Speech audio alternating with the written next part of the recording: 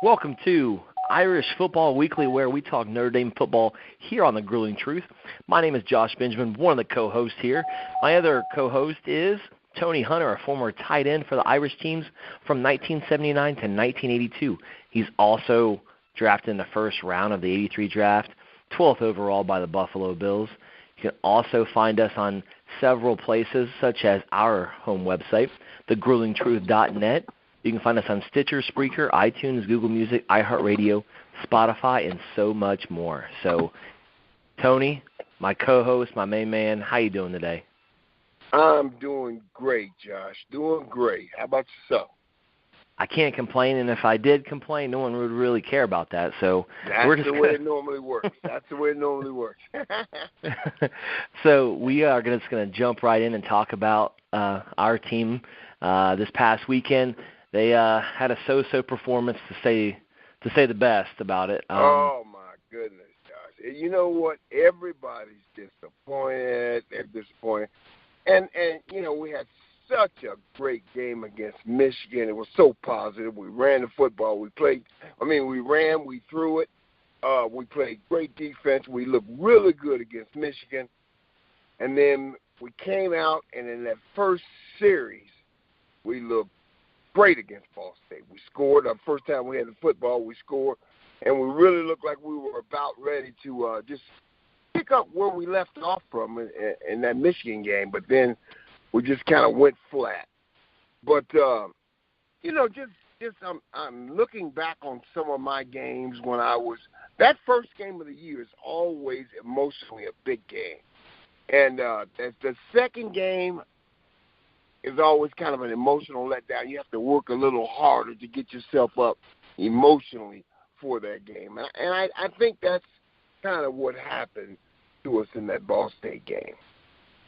Well, I'm going to touch on some stats here. So to go along with the so-so performance, Brandon Wimbush was 17 of 31. Not terrible, but not great. Okay. He did almost have 300 yards. He had 297. The two negatives, that's pretty good. And the two negatives, though, are the 3 interceptions and the 4 sacks, which you could probably pin on the whole offense with the sacks. But regardless, 4 sacks, 3 INTs. He did throw to several different receivers again. I mean, he hit 6 different receivers, which is always nice, that spreading the ball mentality. But I'm just a little worried about that part of the offense. Yeah, you know what? I didn't realize he had gotten sacked 4 times. I knew he threw the 3 INTs. But to me, just watching Brandon in that Ball State game, he didn't look as assured of what he was seeing as far as coverages were concerned as he looked in that Michigan game. That Michigan game, I mean, he seemed like he knew what coverages. When he got to that line of scrimmage, he knew what he was looking at. He knew exactly where he wanted to go with the football, and he would put it there. Not so much in the Ball State game. And you have to take in mind, Ball State had a week to kind of scout him and to throw some wrinkles in there. So that may have been part of the problem, the adjustments that Ball State had made. But I thought he looked a little less sure of himself against Ball State than he was against Michigan. Yeah, I agree with that. I also think that Coach Kelly may have put him in a position to pass the ball more, to get more looks, to understand the passing game more so, because he did rush 11 times. So he was a part of the offense quite a bit. I know the quarterback touches the ball every play, but he had 31 attempts. And he had 11 rushes, so that's 42. I mean, 42 different options. But how many yards did he have? How many yards did he have rushing? I don't think he had very many yards rushing, though, did he? No, he did not. He only gained 21 yards. So, oh my goodness, not a very productive rushing attack for him. Now, Jafar and Tony Jones Jr., they both had over 65 yards apiece. I like that 1-2 combination, Jafar and Tony Jones. I like that combination, and I think it's going to be even nicer. It's going to be that much better when Dexter Williams comes back. But those guys are holding down the fort right now. They're holding down the fort, like you said. I think Jafar Armstrong, he had 13 carries for 66 yards, which is an average of 5.1 a carry, which is excellent. Then you had Tony Jones right there with him with 13 carries, 61 yards, an average of 4.6 yards a carry, and he had 2 TDs. Jafar Armstrong had 1 TD. I really like Jafar Armstrong. I really like the way he plays. He runs hard, and he just looks focused. I think he has a tremendous upside. Oh, definitely. And the fact that he's a sophomore is awesome, and the fact that he's going to grow throughout this season and get better and better. And I agree. I like both those guys, Tony Jones Jr. and himself, and how they performed in the first 2 games. And so hopefully them two continue to combat this running attack together, and right. hopefully we get this passing game figured out. When you get Dexter Williams back, man, they could create a lot of problems for defenses. Absolutely, definitely. And so receiving-wise, though, Miles Boykin had a pretty decent game. He had 119 yards on 6 receptions, and Jafar was a part of that receiving core too. He caught 3 balls for 61. So that's another thing I really like about Jafar. He can run the football, but he can catch it out of the backfield. So he's a danger coming out of the backfield, catching the football. And man, that's really important. That's a nice attribute to have as a running back, and he looks very comfortable catching the ball out of the backfield. And boy, that's going to come in handy down the road, especially once we get Dexter Williams back, and those 3 guys are pounding the football. And then all of a sudden, Jafar Armstrong, they're going to toss it to him down the sidelines out of the backfield, and he's going to catch some defenses off guard. So that's I'm looking forward to seeing him continue to develop that way as far as catching the ball out of the backfield as well as running it.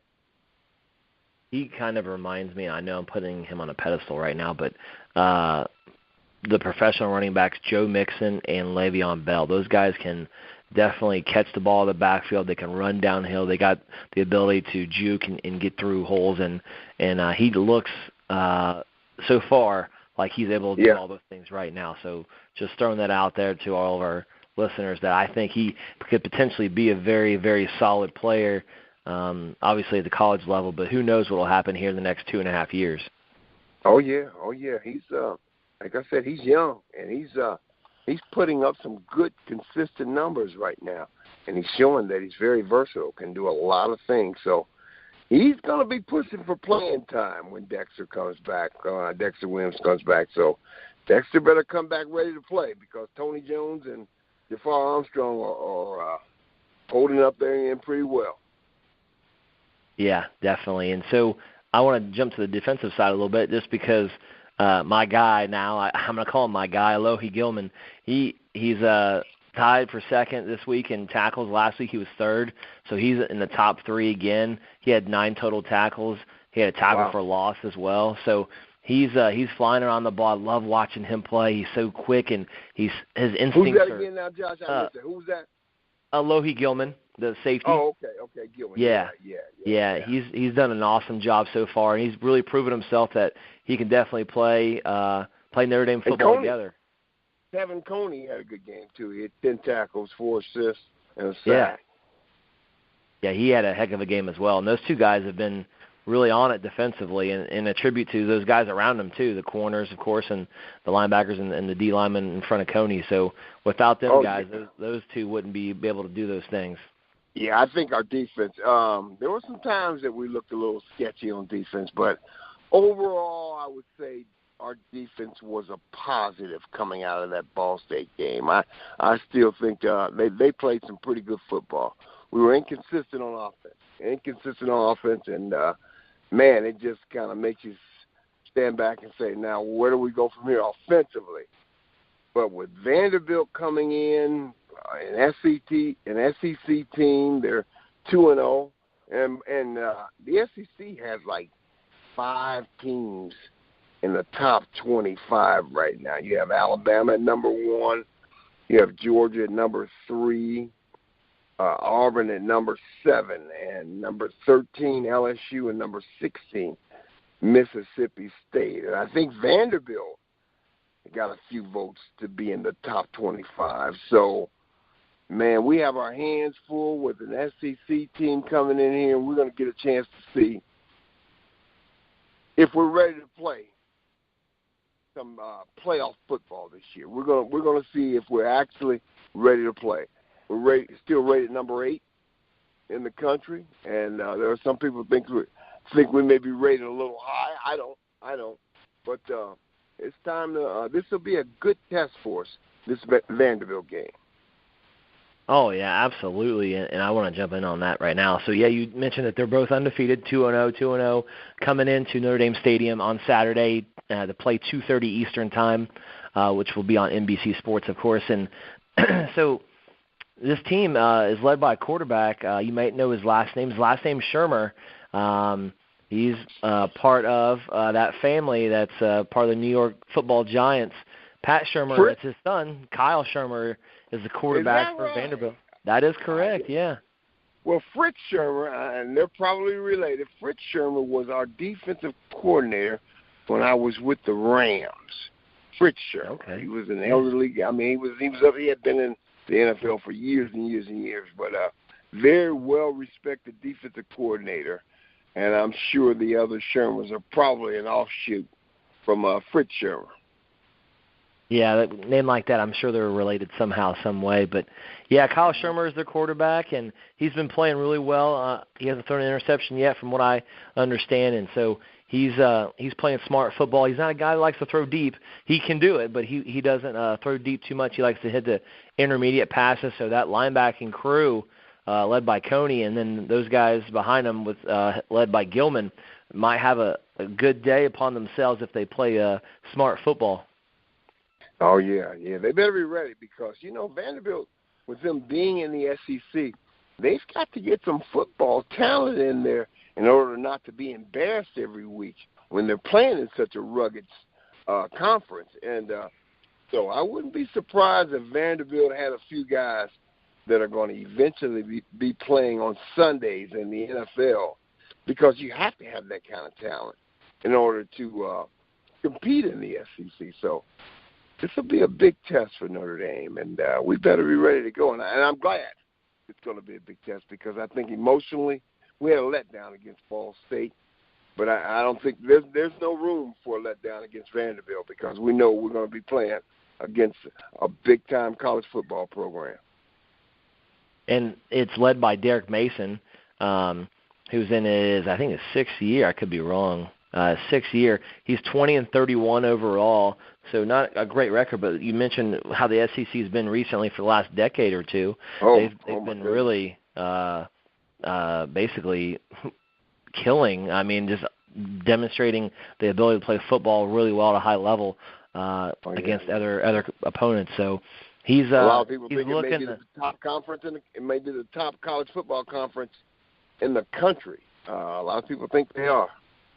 Oh, yeah, absolutely. And I would agree with that statement. And so he's trying to get to 3-0, trying to knock off, number 8, Notre Dame at their place. So wow. It's going to be a dogfight. I think the Irish got something that's going to be real important, and that defense is hopefully going to lead that attack and that offense. Believe you me, Josh, if the Vanderbilt comes into Notre Dame and beats Notre Dame, that's going to be a giant feather in their cap, not only Vanderbilt, but the SEC, and it'll be tough to rebound from something like that the rest of the way because you got all these SEC teams vying for, play games in the playoffs and a chance to win a national championship.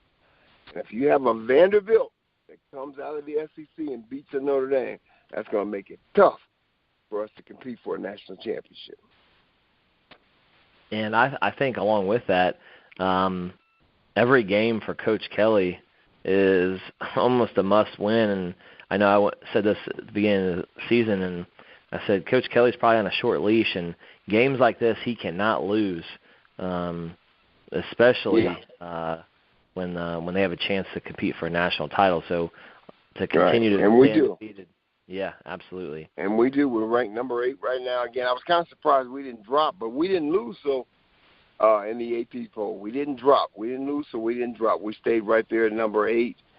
But you're right. When you're going against a team from the SEC, and it's one of the ones that's not a power, but yet they're competitive. You have to beat those guys. And so I'm sure Alabama and LSU and Georgia, they'll be paying attention to what happens in this Notre Dame-Vanderbilt game. I think Vanderbilt's going to come in with some kind of, the lack of a better term, swag that they're going to come in and compete and take this game from the Irish. They've actually talked about this a little bit already. Coach Mason has said some things in the press, and so some of the players are ready to roll. And I heard about that. It's going to be a dogfight. It's going to be a dogfight for sure. Yeah, I think he said something. He's not afraid. He's not worried about going into South Bend, Indiana, because he goes into Alabama's home field. He goes down to Alabama. He goes to Georgia, and hey, you have to respect that. But another thing, this SEC team. Let's see. They're 2-0. They beat MTSU 35-7 in their opener. Then they beat Nevada 41-10. So they're putting up a lot of points, and they're not allowing a lot of points. So this is a good football team. Oh, definitely, and we'll find out on Saturday what team comes out for the Irish. Hopefully come out like they did in the Michigan game and play real hard, play together, and not make mistake football. Hopefully those guys do that and show off to that sellout crowd, which I'm sure will happen again for I don't know how many games now. But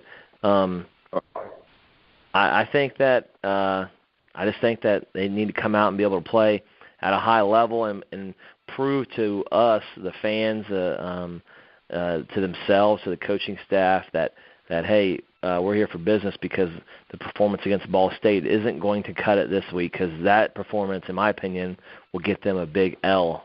That'll get us beat. No doubt about it. Well, Tony, let's jump on into another segment here. Let's go to our 3 toughest picks, which, again, you're increasing your lead, unfortunately, on me. So we'll go ahead and talk about your picks last week, which you went 3-0. You picked Georgia. Did I? Yes, you did, and I don't want to say it, but you did. So you picked Georgia over South Carolina. You had Stanford over USC, and you had Clemson over Texas A&M. So you bump up to 4-2, a nice record there. And with that being said, I went 2-1. I picked A&M, and it was a close game. It was a 28-26 ball game, and A&M actually had a chance to win. I thought Coach Fisher would have those guys ready, which he did. Just couldn't pull off the win. Who did A&M play again? They played Clemson. Yeah. Okay. Whoa. Okay. Yeah. So you go 4-2. I'm at a miserable 2-4, but we'll jump in on this week's games. All great games, in my opinion, all intriguing games. We'll start with the SEC. Number 12, LSU at number 7, Auburn. Wow. I tell you, as you know, I like Auburn. I like that. I was teammates. I've been teammates with guys from that program, and I know how much they love the game of football and the kind of passion that they play with. And at home, I'm going to take Auburn. All right, Auburn it is. And I'm going to take Auburn as well. The coaching staff there, I think, is a little bit better than LSU's. And it's going to be a dogfight for sure. It's going to be a battle, but I think that being at home and playing well all year so far will get those guys that win. So next game we have number 4, Ohio State at number 15, TCU. Tony, I think I know who you're going with, but I'm going to let you go. Go ahead. Hey, man, the Buckeyes are loaded. That's an NFL roster. It seems like, man, they just reload every year. And when I was a freshman and a sophomore at Notre Dame, our defensive line coach was Gene Smith, who's the athletic director at Ohio State right now, and he's done an incredible job. He's brought in the last few coaches there at Ohio State, last few football coaches there at Ohio State, and he's also brought in a couple of basketball coaches. I know of at least one that he brought in that has done really well. So hats off to former Irishman Gene Smith, who's the athletic director up at Ohio State. But I can't see Ohio State losing this week. I'm going to have to go with the Buckeyes. And I'm going to do the same. I'm not going to be stupid this time and pick a big upset. So I'm going to pick I'm picking the Buckeyes, and so they're going to prevail there. And then the last game, it's a little bit different game here. Number 17, Boise State travels to Oklahoma State, who's ranked number 24. So number 17, Boise State at number 24, Oklahoma State. Wow, that's a toss-up. That's a toss-up right there. And Boise State, I haven't had a chance to see them play yet. I guess I'm going to have to go with the home team, Oklahoma State at home. I'll take them. Okay, well, you take Oklahoma State. I'm going to take Boise State because they have blue field turf, even though they're not playing on it. I'm going to choose them just to mix it up here. I know Coach Gundy will have them ready for Oklahoma State, but I got to go against you. I got to get some ground back up there with picking a different team. So I'm going to pick Boise State. All right. So that concludes 3 toughest picks. Let's jump right into Irish prediction time. Tony, it's going to be a tough game. We've already mentioned this. They got some good players. Vanderbilt isn't scared. They're an SEC team. They play a bunch of great teams. What's no the prediction question about it this week? Yeah, don't expect Vanderbilt to be afraid one bit because they're playing against some tough competition in that SEC. But I think this is what it's going to take to get Notre Dame to refocus and come back out the way they came out against Michigan, flying around, playing fast, playing physical. Brandon Wimbush looking sure again about what he's seeing on the football field as far as coverages are concerned, and going to the right guy and going there with confidence and conviction. I think this is what it's going to take this to get Notre Dame refocused again. I'm going to say we're gonna and the way we started off against Ball State with that offense scoring on that first drive, I think we're going to start that again. And I think we're going to pick up, I'm going to say 28 points. I'm going to say we're going to beat them in offense, and our defense is going to show up too. But I think Vanderbilt will make it a game. I'm going to say 28-14, Notre Dame wins at home. All right, 28-14, Irish win for Tony's pick here. Well, I have the Irish winning, of course, in this case, beating them by 11, 21-10. I think the defense is going to play phenomenal. I think special teams will be on top of their game. I think defense and or special teams is going to score this week. I don't know how. I just think I have that feeling that something's going to happen where they're going to need a score, and it's going to be on one of those other 2 phases of the game besides the offense. So I'm going to take Irish 21-10. All right. Should be interesting. Yes, it should. Definitely should. So good luck to the Irish. We're going to go ahead and wrap it up here for our Irish Football Weekly show. You can check us out on our website, thegruelingtruth.net, which has multiple shows of your liking besides ours, such as my other show, Real Deal, and tons of other shows, different sports, and some great podcasts and or articles on there as well. But you can find us absolutely. Yeah, definitely. And you can find us on Stitcher, Spreaker, Google Music, iTunes, iHeartRadio, Spotify. If you have an iPhone, get the Grueling Truth Sports Radio app. You have that as well. So tons of places to find us. But we're going to sign off here, Tony. For my co-host, Tony Hunter, this is Josh Benjamin signing off for Irish Football Weekly. Go Irish. Peace. Let's go Irish. Let's go.